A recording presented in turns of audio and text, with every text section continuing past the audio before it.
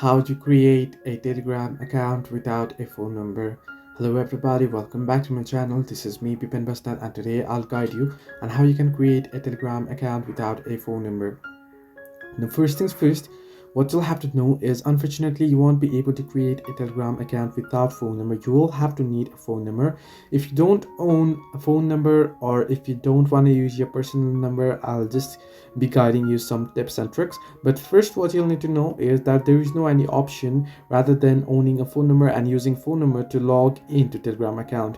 Now here is how you can do as an alternative. What you can do as an alternate option, what you can do is you can head into your browser, and on your browser you want to search in for virtual number for OTP, and once you do so, you'll get various links where you'll be able to get the virtual numbers and get the SMS there on the website, and you want to go ahead and use that number and SMS to verify the account and log into the account or create a new Telegram account. So this is the only way you can create a Telegram account without a phone number. Hope this helped you.